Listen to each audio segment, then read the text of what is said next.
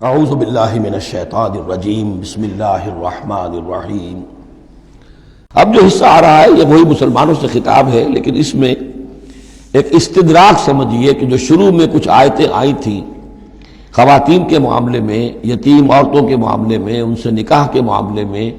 یا طلاق کے معاملے میں، اب اس میں کچھ وضاحتیں، کچھ سوالات مسلمانوں کی طرف سے ہوئے، مزید وضاحتیں طلب کی گئیں تو اللہ نے یہ وضاحتیں نازل کی ہیں۔ اور یہاں پر ساتھ یہ فرما دیا وَيَسْتَفْتُونَكَ فِي النِّسَاءِ، اے نبی یہ آپ سے عورتوں کے بارے میں سوال کر رہے ہیں، بات پوری طرح ان پر کھلی نہیں ہے، واضح نہیں ہوئی ہے۔ قُلِ اللَّهُ يُفْتِيكُمْ فِيهِنَّ، ٹھیک ہے کہہ دیجئے اے نبی ان سے، اللہ تمہیں فتویٰ دیتا ہے، بتاتا ہے، وضاحت کرتا ہے ان کے بارے میں۔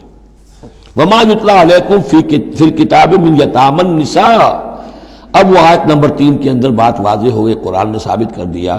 کہ وہاں جو کہا تھا کہ وَإِذْ خِفْتُمْ أَلَّا تُقْسِطُوا فِي الْيَتَامَى، تو یتامى النساء مراد تھی وہاں پر، کہ اگر تمہیں اندیشہ یہ ہو کہ یتیم لڑکیوں سے شادی کرو گے تو ان کے ساتھ انصاف نہیں کر سکو گے، اس لیے کہ ان کی طرف سے کوئی ہے نہیں جو ان کے حقوق کا پاسدار ہو اور تم سے کوئی بات پوچھ کر سکے ان کی طرف سے، تو پھر ان سے شادی مت کرو، بلکہ تم اور جو عورتیں ہیں شادی اگر کرنی ہے ایک سے زائد تو مَا طَابَ لَكُم مِّنَ النِّسَاءِ مَثْنَىٰ وَثُلَاثَ وَرُبَاعَ، شادی کرو۔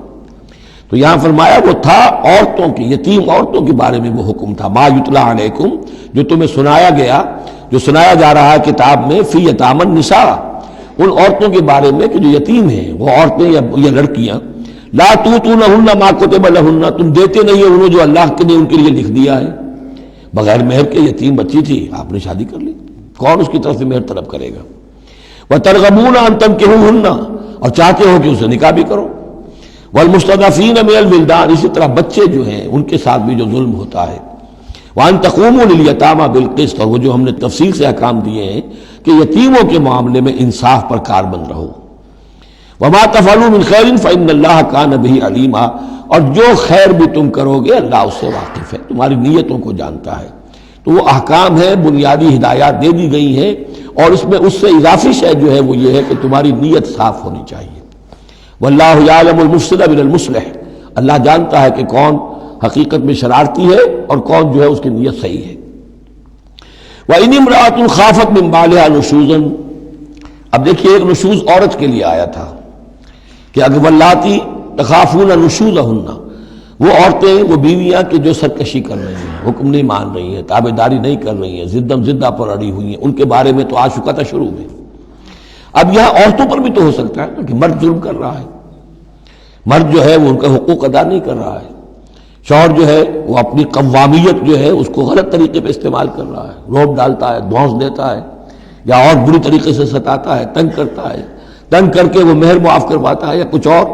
اگر ذرا اس کے والدین اچھے کھاتے پیتے ہیں تو لاؤ اپنے والدین کے گھر سے، یہ ساری گندگیاں جو ہمارے معاشرے میں ہوتی ہیں اور عورتیں بیچاری اس میں پستی ہیں، وہ جو چکی کے دو پارٹوں کے مابین۔ وَإِنِ امْرَأَةٌ خَافَتْ مِنْ بَعْلِهَا نُشُوزًا، اور اگر کسی عورت کو اپنے شوہر سے اندیشہ ہو جائے کہ وہ زیادتی کرے گا، وہ زیادتی کر رہا ہے اور وہ اس کے حقوق ادا نہیں کر رہا، او اعراضاً، یا اب وہ اس کی طرف میلان ہی نہیں رکھتا، اب وہ گویا کہ بیوی ہے ہی نہیں، اس کی طرف کوئی میلان نہیں، کوئی نئی شادی رچائی ہے اور سارا جو ہے توجہ جو ہے وہ نئی نویلی دلہن کی طرف ہے، او اعراضاً، جی بھر گیا، توجہ ہٹ گئی، فلا جناح علیہما، تو ان دونوں پر کوئی الزام نہیں ہوگا، ان یصلحا بینہما صلحا، کہ وہ آپس میں بیٹھ کر صلح کر لیں، صلح سے مراد یہاں پر اپنا معاملہ طے کر کے اور عورت خلا کر لے، بس صلح خیر۔ لیکن خلا کرنے میں جیسا کہ ہم پڑھ چکے ہیں عورت کو مہر چھوڑنا پڑے گا، لیا تھا تو کچھ واپس کرنا پڑے گا، والصلح خیر، صلح اچھی ہے، وأحضرت الانفس الشح، البتہ جو انسانی نفس ہے اسے لالچ جو ہے اس پر مسلط رہتا ہے، مرد چاہے گا میرا پورا مہر واپس کرو، عورت چاہے گی کہ مجھے کچھ بھی واپس نہ کرنا پڑے۔ وَإِن تُحْسِنُوا، یہ آ چکا ہے سورہ بقرہ کے اندر، یہ مضامین آ چکے ہیں، وَإِن تُحْسِنُوا، اگر تم نیکی کرو، تم مرد ہو، تم مردانگی کا ثبوت دو اس معاملے کے اندر، نرمی کرو، ان کا حق جو ہے زیادہ رکھو، وَتَتَّقُوا فَإِنَّ اللَّهَ كَانَ بِمَا تَعْمَلُونَ خَبِيرًا، اور تم تقویٰ کی روش اختیار کرو تو جان لو کہ اللہ تعالیٰ تمہارے تمام اعمال سے باخبر ہے۔ وَلَن تَسْتَطِيعُوا أَن تَعْدِلُوا بَيْنَ النِّسَاءِ، اچھا وہاں یہ آیت بھی آئی تھی کہ وَإِن خِفْتُمْ أَلَّا تَعْدِلُوا فَوَاحِدَةً، اگر تمہیں اندیشہ یہ ہو کہ تم اپنی بیویوں پہ اگر ایک سے زائد ہیں، 2 ہیں، 3 ہیں، 4 ہیں، تو عدل نہیں کر سکو گے، تو پھر ایک ہی پر اکتفا کرو، پھر دوسری شادی مت کرو۔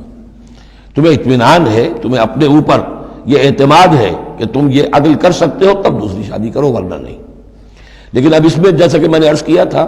کہ کچھ چیزیں تو ہوتی ہیں گنتی کی، ناپ تول کی، اس میں تو عدل ہو سکتا ہے، لیکن ایک قلبی میلان جو ہے اس کے اندر تو ظاہر بات ہے انسان کے اختیار میں نہیں ہے۔ حضور صلی اللہ علیہ وسلم نے اپنی تمام ازواج کے لیے ہر چیز گن گن کر،